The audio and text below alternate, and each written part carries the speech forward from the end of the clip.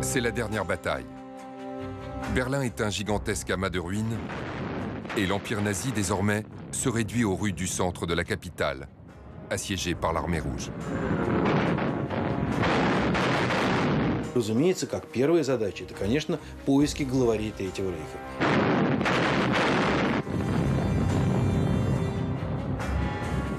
Гитлер был символом. Это символ начала войны, это символ фашизма. И Гитлер, кроме всего прочего, превращался в приз. Поэтому Гитлера искали. Où est Hitler? À qui sont les restes calcinés retrouvés dans le jardin de la chancellerie? Quelques dents sorties miraculeusement intactes des décombres vont-elles permettre de savoir quel a été le sort du dictateur nazi? Deux jeunes femmes, l'une soviétique, Elena Rjevskaya, interprète de l'armée rouge, l'autre allemande, Käthe Osermann, l'assistante du dentiste de Hitler. Elles sont au cœur de l'enquête et jouent un rôle décisif pour l'identification des restes du chef nazi. Гойзерман показала, что предъявленные мне золотые мосты и зубы верхней и нижней челюсти мне хорошо известны.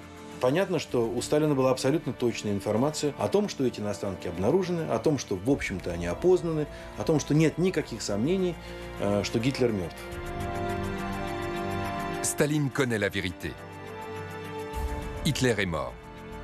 Mais il choisit le mensonge et affirme aux Alliés que le monstre est vivant et qu'il a réussi à s'enfuir. Почему Сталин не сообщает союзникам? Обладать тайной, которой не обладают другие, это всегда хорошо. Здесь отразился и определенный сталинский параноидальный настрой по отношению к Западу. Le mensonge de Staline sur la mort d'Hitler dure presque 50 ans. Toutes les preuves sont cachées, mises au secret. Jusqu'au jour où l'Union soviétique disparaît et où la vérité peut enfin être dite. Нет ничего тайного, что не стало бы явно. Это урок истории, надо помнить всем.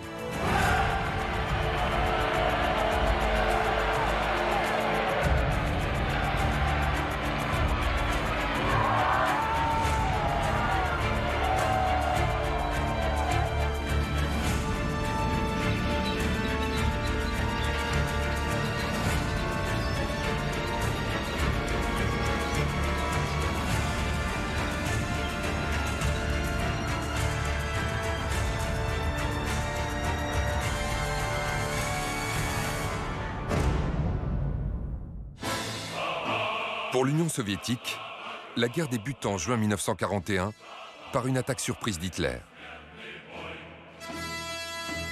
En quelques mois, l'ennemi est aux portes de Moscou et Staline ordonne la mobilisation en masse de la population. Les régiments presque désarmés qui défilent sur la place rouge partent directement pour le front.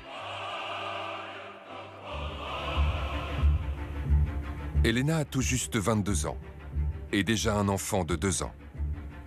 Mais l'armée rouge a besoin d'interprètes. Et Elena, qui parle allemand, s'engage.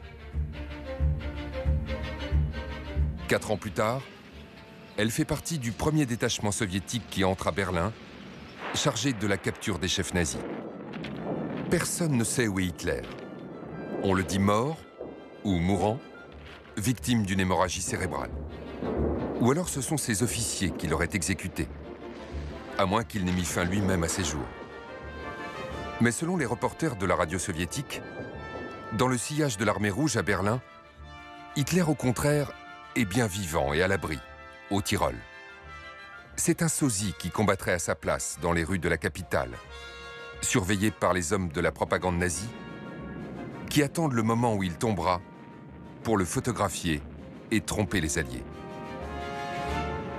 Une dernière rumeur affirme que Hitler se cache dans les ruines du Reichstag. C'est un moment historique, la prise du Parlement nazi. Et Elena n'a rien oublié.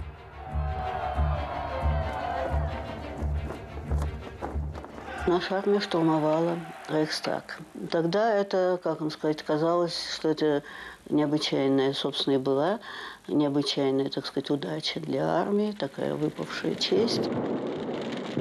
Штурмовали Рейхстаг, думая, что там Гитлер. Не знали на самом деле, где находится Гитлер. Hitler n'était pas au Reichstag, comme le pensait le commandement soviétique. L'avant-garde de l'armée rouge se dirige alors vers la chancellerie, le cœur du pouvoir nazi. Трудно себе было представить вообще, что Гитлер может находиться здесь. У нас такое было напряжение невероятное. Где Гитлер? Что с Гитлером? Понимаете, жив, не жив.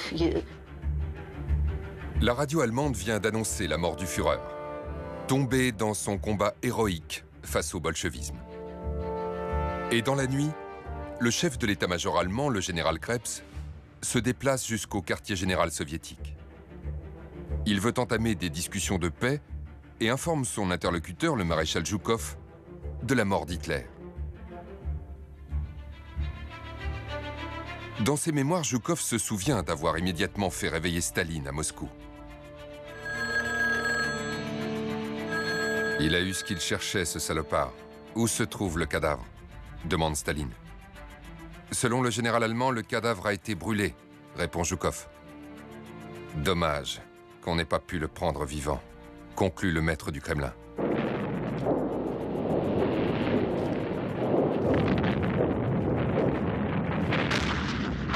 Alors que l'on continue à mourir dans les rues du centre de Berlin, le petit groupe des éclaireurs avec Elena, l'interprète, parvient jusqu'au jardin de la chancellerie. Juste au-dessus du bunker dans lequel Hitler s'est peut-être réfugié depuis plusieurs mois.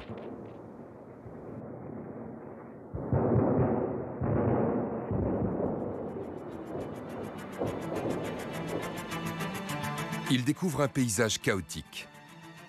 Une terre labourée par les obus et des cadavres partout. Rapidement, ils reconnaissent un premier corps. Joseph Goebbels. Puis sa femme, Magda, et leurs 6 enfants. Геббельса вынесли на улицу, так сказать. Он был узнаваем. Гитлера пока не было. То казалось бы, что эта фигура, а Геббельс был в это время министром пропаганды и вообще ближайший к Гитлеру человек, что за неимением Гитлера он символизировал крах Третьей империи. Le cadavre de Hitler n'a pas encore été retrouvé, mais dès le lendemain, la nouvelle de sa mort fait les gros titres en première page des journaux du monde entier.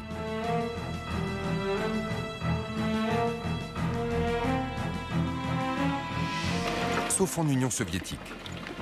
La Pravda, l'organe officiel du Parti communiste, la voix du Kremlin, écrit que l'annonce de la mort d'Hitler est une ruse destinée à faciliter la fuite du chef nazi.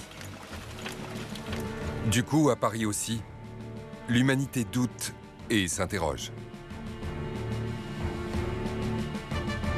Dans le jardin de la chancellerie, les recherches continuent. Partout, des gravats, des cratères d'obus, des corps entassés. Soudain, on croit reconnaître la moustache du monstre sur l'un des cadavres. Aussitôt, c'est l'enthousiasme et la confusion. On fait venir des gens du bunker et il faut se rendre à l'évidence, ce n'est pas Hitler. La moustache ne suffit pas à faire le dictateur, mais la légende du sosie est née. Sur ordre du commandement soviétique, c'est l'ensemble de l'armée rouge d'occupation qui recherche Hitler. Mais la véritable enquête est secrète et réduite à 3 personnes seulement. Le major Gorbouchine, le commandant Bistrov et Elena, l'indispensable interprète sans qui aucun interrogatoire de prisonniers allemands n'est possible. Les 2 officiers font partie du Smersh, une unité des services secrets militaires qui ne rend compte qu'à Staline. Военная контрразведка была выделена в отдельную, подчиняющуюся только Сталину организацию. Во главе ее стоял Виктор Абакумов, который слыл какое-то время сталинским любимцем и который выполнял тайные сталинские поручения, следил за генералами, подслушивал разговоры. Одним словом, его задача была не только борьба с так называемыми шпионскими проникновениями в Красную армию, но и с изменой в рядах Красной армии. И поэтому Абакумов надзирал за всем высшим составом и выполнял крайне, я бы сказал, такие тайные и деликатные поручения Сталина следить за всеми. C'est le Smersh qui mène l'enquête sur la mort d'Hitler. Cela montre l'intérêt de Staline pour cette affaire et aussi la discrétion absolue qui doit entourer les investigations. Les rapports ultra-secrets de l'unité spéciale ne sont lus que par 3 personnes. Staline, bien sûr,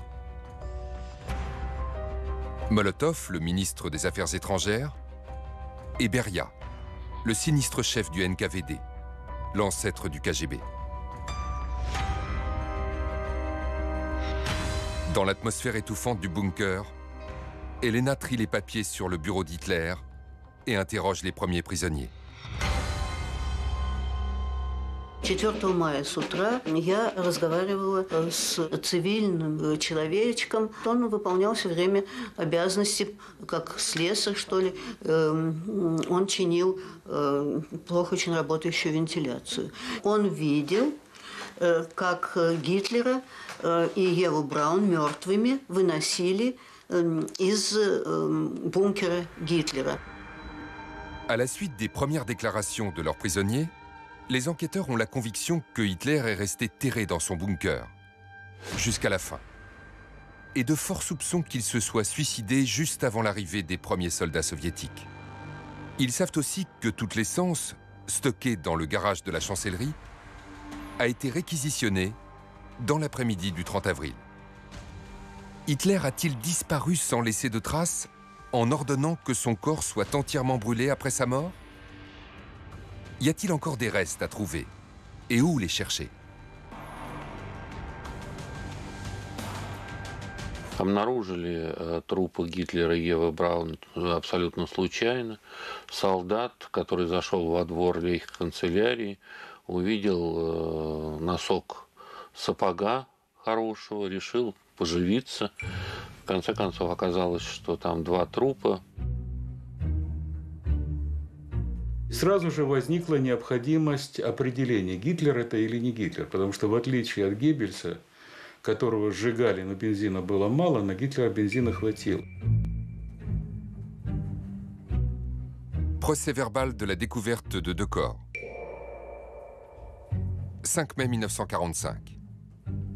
À proximité du bunker d'Hitler, nous avons découvert et exhumé 2 corps brûlés. Impossible à identifier. La famille Goebbels, plusieurs officiers et des restes encore inconnus. Le Smersh possède désormais une dizaine de dépouilles, plus ou moins carbonisées. Le vice-amiral Voss a avoué être l'un des derniers à avoir vu Goebbels et Hitler vivants. Reconnaître Goebbels ne pose pas de problème, mais le corps supposé d'Hitler est trop abîmé pour pouvoir être identifié visuellement, même par un membre du premier cercle. À l'issue de l'autopsie, les doutes subsistent. Les résultats sont compatibles avec ce que l'on sait d'Hitler, sa taille, son poids, mais les médecins ne peuvent affirmer avec certitude que ces restes calcinés sont bien tout ce qui reste du monstre. Il n'y a plus qu'un espoir pour l'identifier. Les dents. У него целиком сохранились 2 челюсти, верхняя и нижняя. В нижней челюсти даже 15 зубов. 8 числа я была вызвана к полковнику Горбушину. Он вручил мне коробку такого темно-бордового цвета и сказал: здесь зубы Гитлера. Ты отвечаешь головой. C'est le jour de la victoire. La fin d'une guerre qui a fait des dizaines de millions de victimes. Dans les ruines de Berlin, Elena, la petite interprète soviétique de 25 ans, s'interdit de trinquer et de participer à l'Alliance générale. Elle est la gardienne secrète d'une petite boîte, doublée de satin rouge, qui contient peut-être tout ce qui reste du dictateur dément qui a entraîné le monde dans la catastrophe. Dans la banlieue de Berlin, au milieu de la nuit, sous la présidence du maréchal Zhukov, les Alliés face au maréchal Keitel signent l'acte de capitulation de l'Allemagne.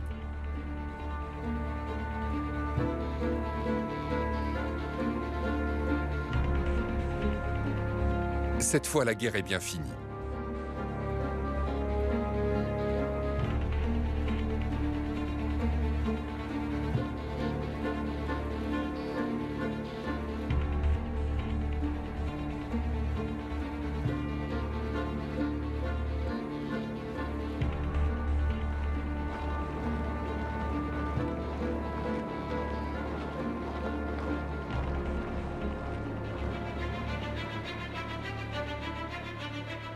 Dès le matin, Helena et ses officiers sont partis à la recherche de celui qui saura à coup sûr le nom du propriétaire des dents, le dentiste d'Hitler.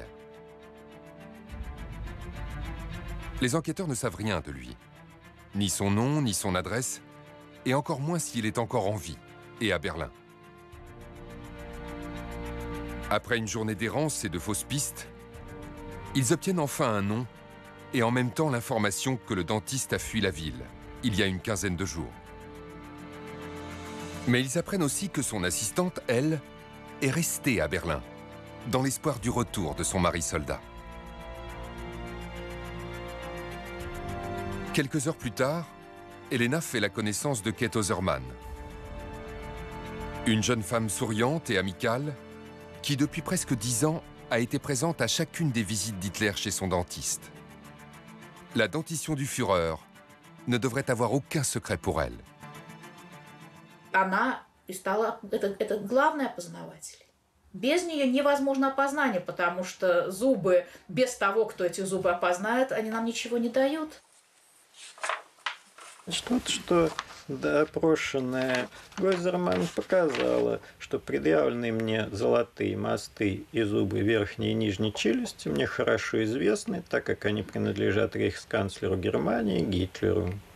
Аналогичное показание дала после описания зубов Евы Браун. То есть ее показания явились одним из главных свидетельств, установивших, что эти останки принадлежат именно Гитлеру. Ей было предложено, чтобы она начертила, нарисовала схему зубов Гитлера. Ей ничего пока не показывали. Käthe a participé à toutes les séances de soins du Führer.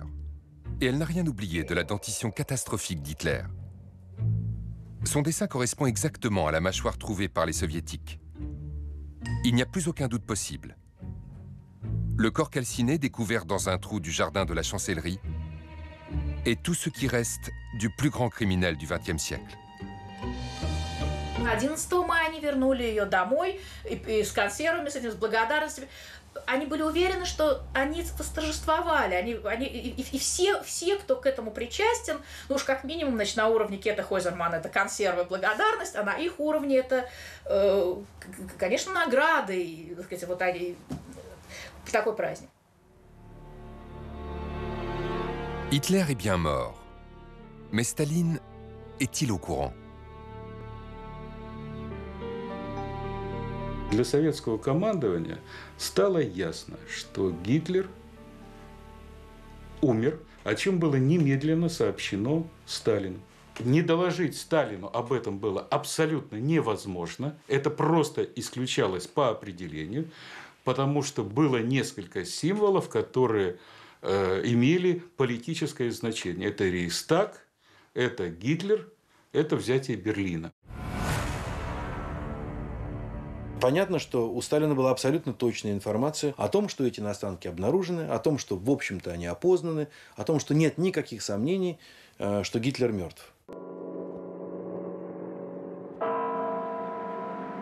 Staline bouge rarement du Kremlin, mais il a des yeux et des oreilles partout.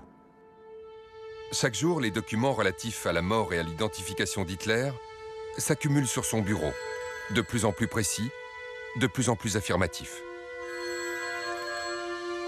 Et à la suite du témoignage de Käthe Osermann, on ne suppose plus. On sait. Hitler est mort et Staline est informé. Pourtant, quelques jours plus tard, un général dont l'identité est restée secrète arrive à Berlin pour tout vérifier. И в его присутствии проводились передопросы. И впервые появились грозные предупреждающие надписи. И переводчик впервые за всю войну подписывался, что он отвечает, если он умышленно сделает неверный перевод.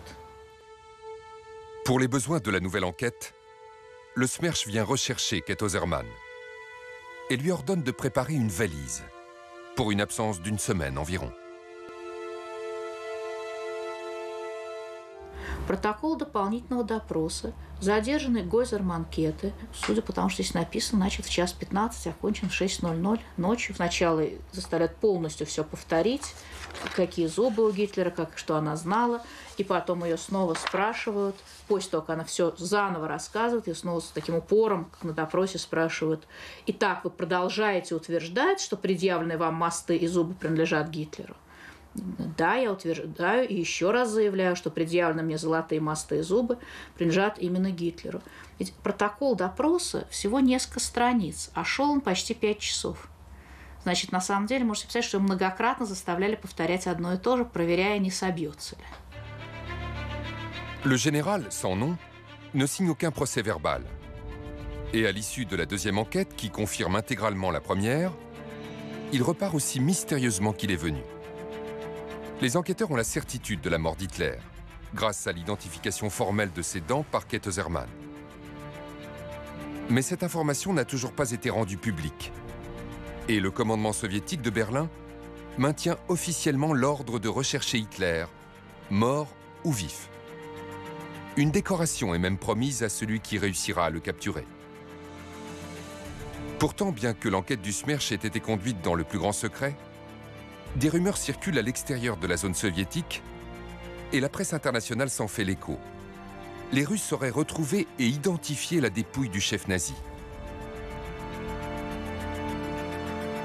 Même l'humanité s'interroge, dans l'attente de l'indispensable confirmation soviétique.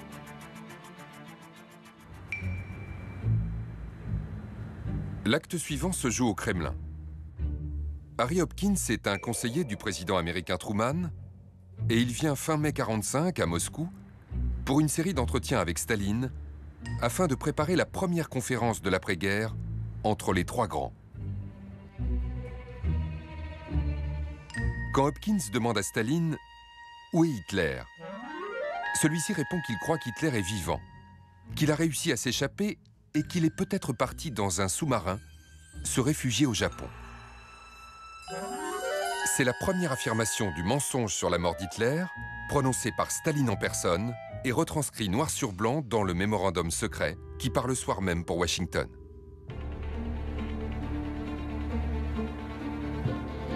Dix jours plus tard, à Berlin, le maréchal Zhukov organise une conférence de presse pour les correspondants étrangers. Ceux-ci s'attendent à ce que les rumeurs de la découverte et de l'identification des restes d'Hitler soient confirmées. Mais à la surprise des journalistes, Zhukov affirme au contraire qu'aucune trace d'Hitler n'a pu être trouvée. Que celui-ci est donc certainement vivant, qu'il a réussi à s'enfuir par avion et qu'il s'est réfugié en Espagne ou en Argentine.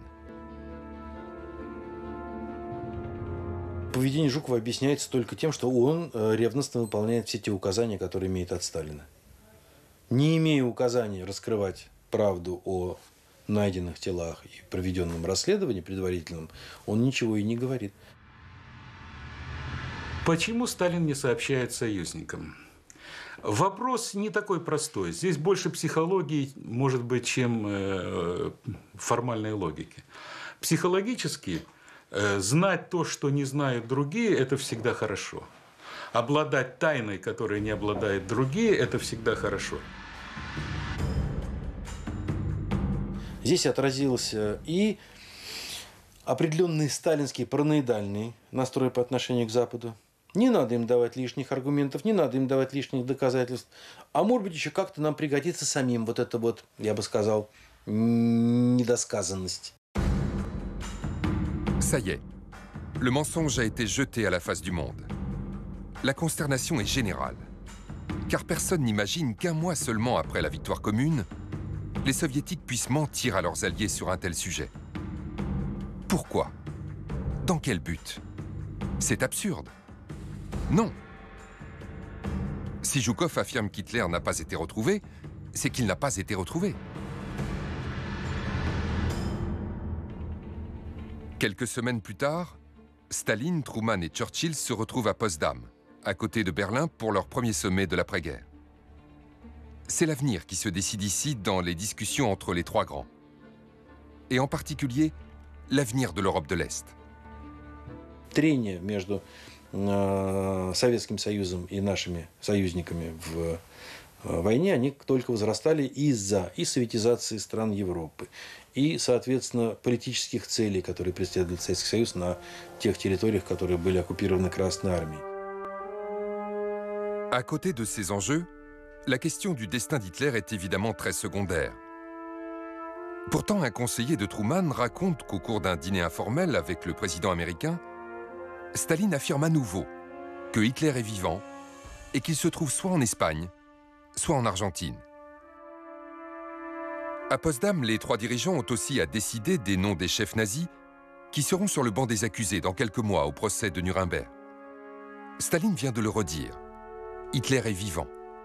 C'est donc lui qui devrait figurer en tête de liste des criminels à juger. Mais curieusement, personne ne le demande. Ni les Américains, ni les Anglais, ni même Staline. На всякий случай мы засекретим. Прежде всего, говорит о нашей стране, что наша страна вся целиком живет по тем законам, по которым живет тайная полиция, которая ведет дела по своим правилам. Всех предостеречь, всех напугать сроком и всех, в общем-то, запугать. Его это сокрытие того, что, собственно, являлось общим достоянием союзниками, это первый, можно сказать, жест его навстречу холодной войне.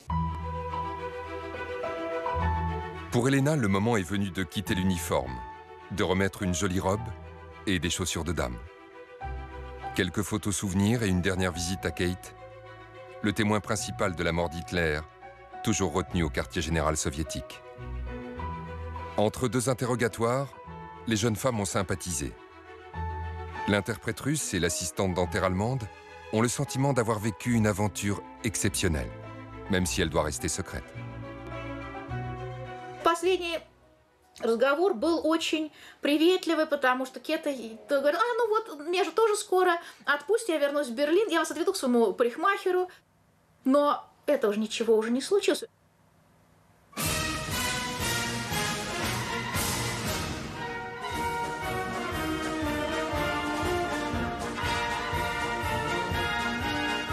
La Grande Guerre patriotique a duré 4 ans.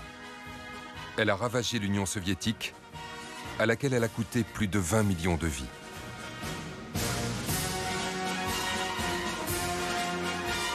Son mari est mort au combat. Sa fille a grandi et Elena rêve maintenant de devenir écrivain. Mais elle est inquiète. Elle sait qu'elle sait une chose dont le maître du Kremlin a décidé qu'elle devait rester secrète.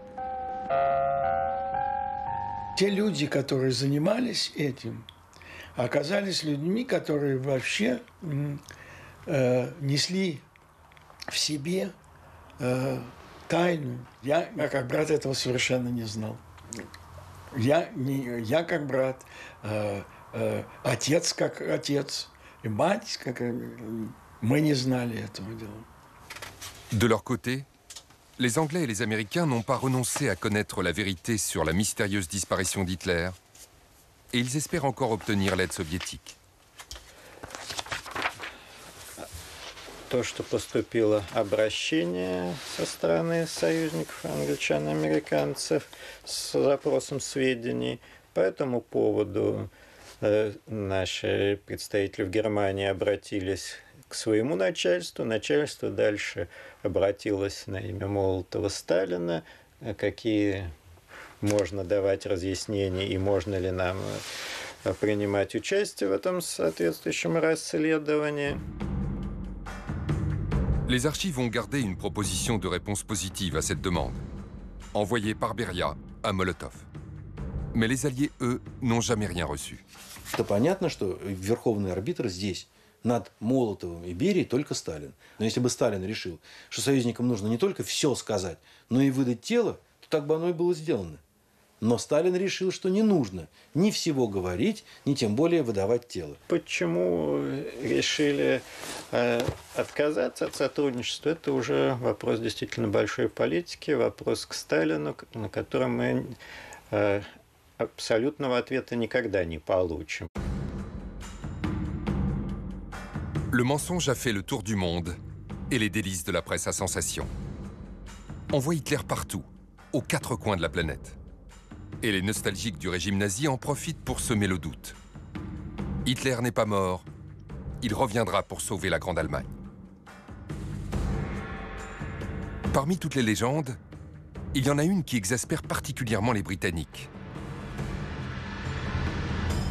Les Soviétiques accusent maintenant les Anglais d'avoir favorisé la fuite d'Hitler et de le garder caché quelque part dans leur propre zone d'occupation afin de l'utiliser un jour contre leur allié soviétique.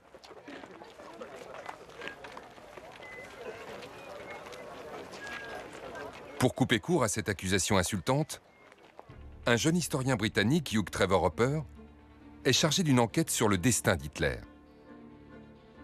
Les Russes refusent leur aide et interdisent tout accès à la zone de la chancellerie sous leur contrôle, mais Trevor Hopper retrouve et interroge, dans les camps de prisonniers anglo-américains, de nombreux témoins des derniers moments du bunker. En quelques semaines, sa conviction est faite. Hitler s'est bien suicidé dans l'après-midi du 30 avril et son corps a été brûlé par ses gardes. Son rapport est convaincant, mais il n'a aucune preuve directe. Pas de cadavre. Cela ne suffit donc pas pour stopper les rumeurs, toujours plus nombreuses et plus farfelues. Pendant des années, le FBI reçoit des milliers de signalements d'Hitler à travers le monde qu'il lui faut vérifier et classer.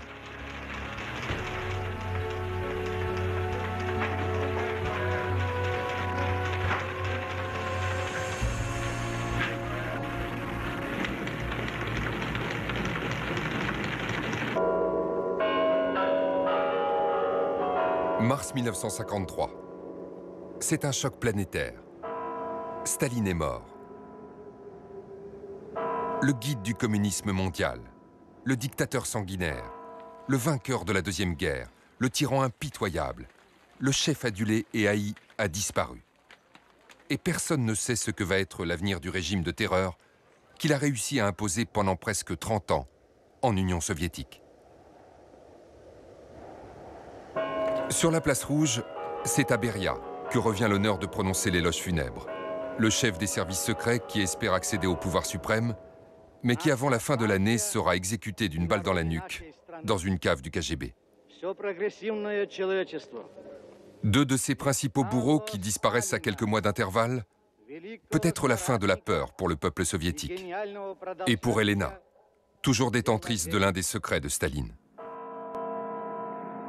После смерти Сталина, с этого момента Лена раскрепостилась и рассказывала относительно, так сказать, вот своего участия, но у нее не было документов.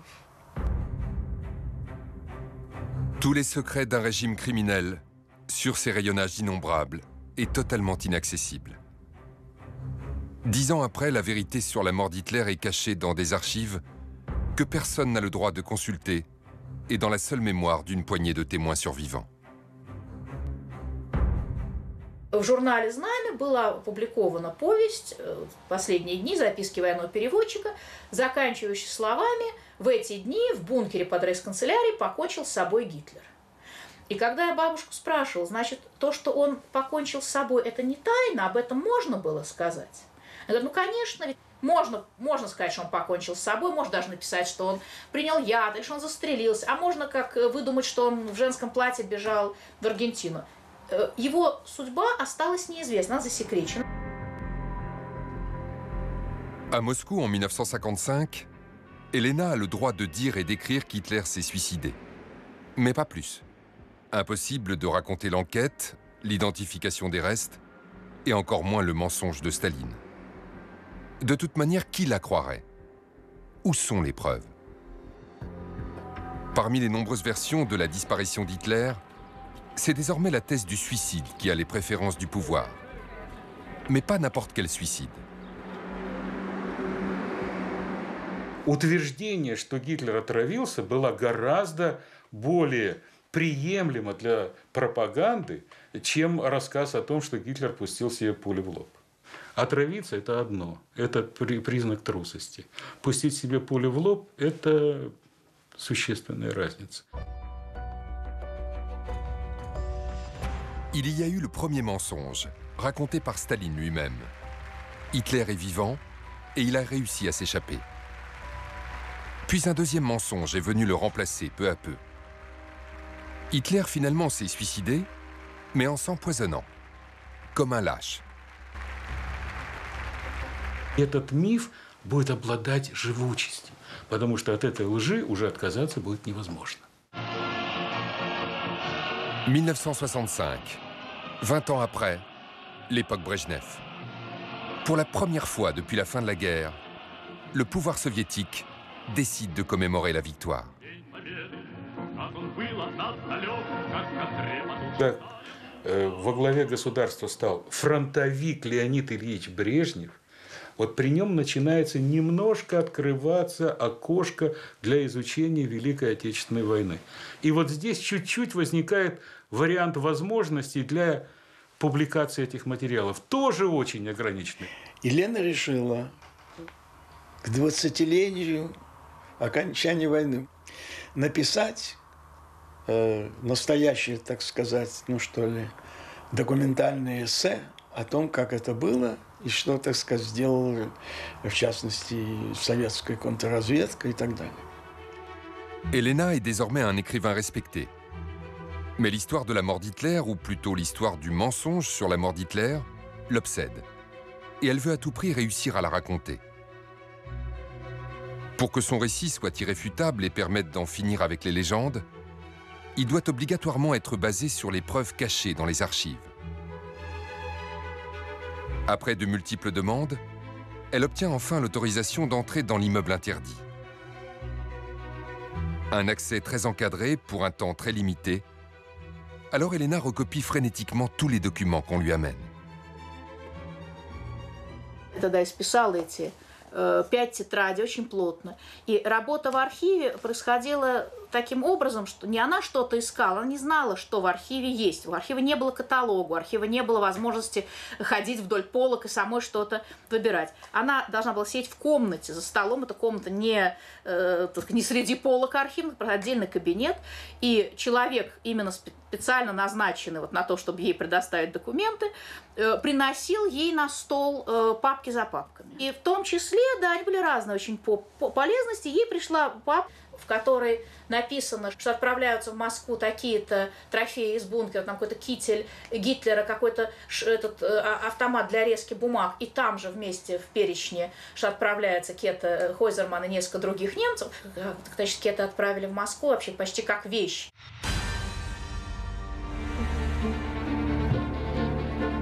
C'est un choc énorme. Elena se retrouve brutalement 20 ans en arrière à Berlin, dans la salle d'interrogatoire de l'état-major soviétique. Käthe Zormann, l'assistante du dentiste d'Hitler, le témoin principal, qui a permis l'identification des restes du monstre. La jeune femme joyeuse avec laquelle Elena avait sympathisé. Kate, que les services secrets soviétiques n'ont pas relâchée.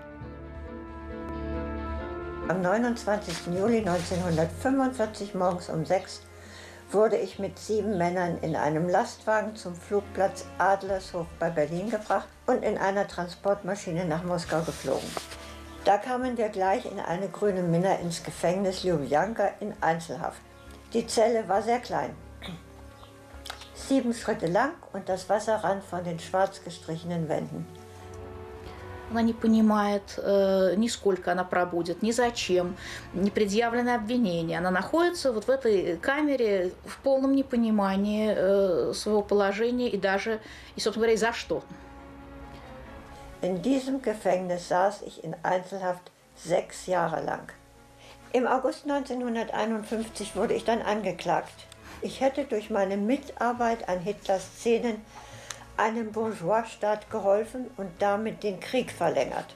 Bei der Zahnbehandlung hätte ich Hitler mit der Wasserflasche während der Behandlung erschlagen sollen und damit der ganzen Welt geholfen. 6 années d'emprisonnement au secret dans les prisons du KGB, et puis soudain, en août 1951, une accusation absurde et une condamnation sans procès.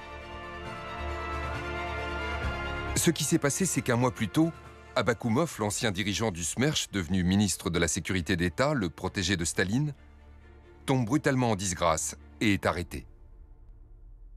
В 1951 году, когда был арестован Аввакумов, выяснилось, что все эти люди, немцы, которые являлись очевидцами последних дней жизни Гитлера, они, на самом деле, на многих даже и арест не был оформлен. Они просто сидели в тюрьме. И тогда был составлен специальный список, который подавался Сталину, с вопросом, как с ними поступить, что с ними делать. И предлагалось всем дать тюремные сроки, чтобы они никому ничего не рассказали. Самый надежный способ. Держать их и дальше в тюрьме. И они все были осуждены, разумеется, по совершенно надуманным и политическим обвинениям. Ich wurde zu 10 Jahren verstärktem Zwangsarbeitslager in Sibirien verurteilt, unter Anrechnung der 6,5 Jahre Einzelhaft. Dieses Urteil unterschrieb ich und war froh, in ein Arbeitslager mit anderen Leidensgenossen zu kommen und somit aus dem steinernen Sarg in Moskau herauszukommen. En décembre 1951, Kate quitte Moscou pour la Sibérie dans un wagon à bétail. On lui a rendu sa petite valise de robe d'été, préparée à Berlin quand elle pensait s'absenter pour une semaine. Le voyage dure 14 jours. Et Kate raconte que lorsqu'un des prisonniers meurt de froid ou de faim, les gardes ouvrent la porte du wagon et jettent son corps dans la neige. Она пишет, что рабочая норма была очень высокой. Я ее не выполняла, поскольку я тогда весила всего 82 фунта. 82 фунта – это даже до 40 килограмм не дотягивает. Ich erreichte diese Menge nie und bekam Strafverpflegung. Das heißt, kein Frühstück und kein Abendbrot, nur Mittagessen. Wenn ich nicht eine gute Kameradin gehabt hätte, die gut arbeiten konnte und weil sie einige Rubel verdiente, wäre ich sicher verhungert. Почему мы очевидцев последних дней Гитлера держали в наших тюрьмах вплоть до 1955-1956 года, допрашивали? В чем виновата была зубной техник, который тоже осудили и который тоже у нас сидел, и ряд еще других врачей? Почему они сидели в МГБ? Почему им всем дали большие сроки? Кейт Хозерман, она была приговорена как свидетель смерти Гитлера. Она пострадала за то, что она не дала скрыть исторический факт. Она пострадала за ту услугу, которую она оказала истории. Tout d'abord prisonnière clandestine, puis condamnée pour un crime inventé, Kate est détenue jusqu'à ce jour de 1955, où sa peine de 10 ans est intégralement accomplie. Alors son statut change soudainement. Am 1. Juni kamen wir in Moskau, wo man uns in einem Bus die Sehenswürdigkeiten zeigte. Den Kreml, die Universität und vor allen Dingen die U-Bahn, deren Bahnhöfe wirklich künstlerisch gestaltet waren, mit Mosaiken und Gemälden oder ganz buntem Marmor. Когда вдруг в один день немецкие осужденные военнопленные, которые до этого получили приговоры, кто 25 лет, кто чуть меньше, вдруг стали не заключенными в Советском Союзе, а интуристами. Они вдруг стали свободными людьми, которые ждут отправки на родину. И вообще, почему бы тебе не показать Москву, чтобы ты уехал большим другом Советского Союза? И сказал, вот она, доброта коммунистов. Да, продержали 10 лет, а потом сказали, а теперь ты нам почти друг, почти брат, езжай. Kate rentre en Allemagne par train express, avec couchette, drap blanc et abat-jour en soie. En Union soviétique, les touristes ont l'obligation de dépenser toute leur devise avant de sortir du pays. Avec leurs quelques roubles, les hommes du convoi achètent donc du champagne de Crimée au wagon-restaurant et laissent la monnaie en pourboire aux serveurs. Jusqu'en 1950, presque 2 millions d'Allemands prisonniers ont été rapatriés d'Union soviétique. Et en 1955, il ne reste plus que quelques milliers de détenus en Sibérie.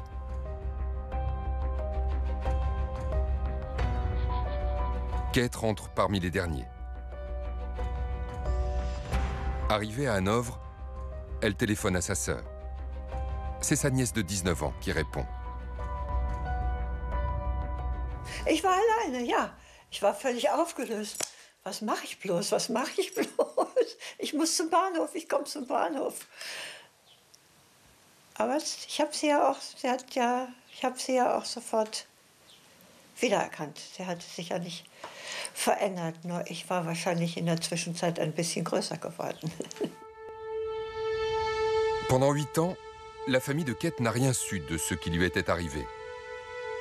C'est seulement 2 ans plus tôt qu'une compagne de camp tout juste libérée a pu informer son frère et sa sœur qu'elle était en vie et en Sibérie. Mais le mari dont elle avait attendu le retour en mai 1945 à Berlin s'était lui lassé d'attendre. Kate avait été déclarée morte et son mari était remarié. Aber sie hat sich sofort wieder in ihr Leben gefunden und eigentlich erstaunlicherweise gesagt, so, das ist ein Kapitel, das ist fertig, Ende und jetzt fange ich ein neues Leben an. Ich bin jetzt keine Strohwitwe, sondern ich bin keine Ahnung was. Ja, was ist man, wenn man für tot erklärt wird? Tot. Ich weiß nicht, wie man das nennt. Aber ja, wie gesagt, dann hat sie. À Moscou, le livre d'Elena est publié pour les 20 ans de la fin de la guerre.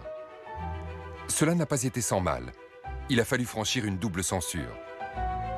Celle habituelle et normale à laquelle chaque livre est soumis en Union soviétique, et puis une deuxième, plus exceptionnelle, la censure du KGB. Le service de sécurité n'a pas trop pinaillé, mais a refusé qu'Elena écrive qu'elle a été autorisée à consulter des archives du KGB. Son livre n'est donc toujours pas un document d'histoire, basé sur les preuves des archives, mais à nouveau une œuvre d'imagination, dans laquelle Elena n'a pas non plus le droit de parler de secrets, ni de mensonges. Il faut donc attendre encore 25 ans. En 1991, l'Union soviétique disparaît. Et devant l'immeuble de la Lubyanka, la statue de Dzerzhinsky, le créateur de la GPU, l'ancêtre du KGB, est démantelée. Va-t-on pouvoir enfin connaître et dire la vérité d'un pays et d'un régime qui n'existe plus? Когда я в 1992 году стал директором архива, то когда я принимал дела, то один из заместителей тогдашнего руководителя тогдашнего комитета по делам архивов лично передал мне этот пакет с останками черепа Гитлера и с материалами расследования. Только после падения Советского Союза началась так называемая архивная революция, в ходе которой миллионы, подчеркиваю, миллионы документов были рассекречены. И сейчас доступны для исследователя. Здесь фрагменты дивана, на котором окончил свою жизнь Гитлер со следами подтеков крови. Соответствующие фрагменты были изъяты и сохранились вместе с документами дела. Но в советское время их видели только те, кто проводил следствие, а потом, вплоть до 1992 года, они были спрятаны, хранились в Государственном архиве.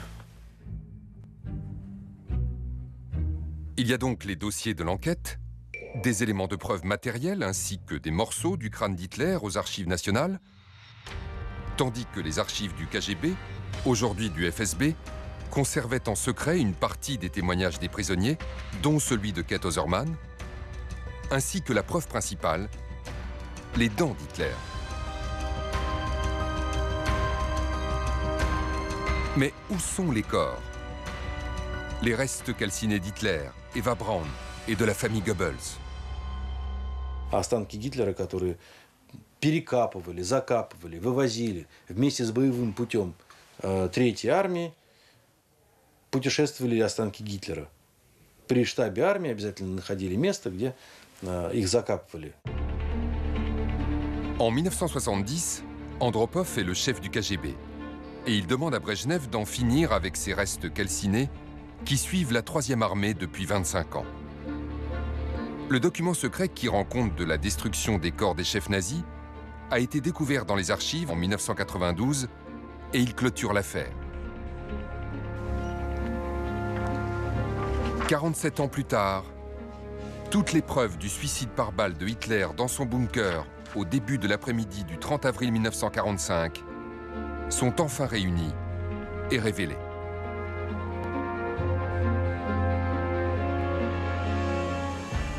Нет ничего тайного, что не стало бы явным. Это урок истории надо помнить всем. Когда-нибудь правда все равно всплывет, как бы тщательно ее не скрывали. Каким-то образом объясняться с общественностью никто и не счел нужным. В конце концов, скрывали. Но ведь при демократических порядках в России 90-х годов любой российский руководитель мог сказать: так кто же Советский Союз скрывал? Нужен был, вообще-то говоря, общий вердикт по отношению к советскому периоду и советской власти, как власти, которая базировалась на насилии и которая попирала собственные законы. Вот этого, к сожалению, суда над советским коммунистическим прошлым и над советскими преступлениями не состоялось.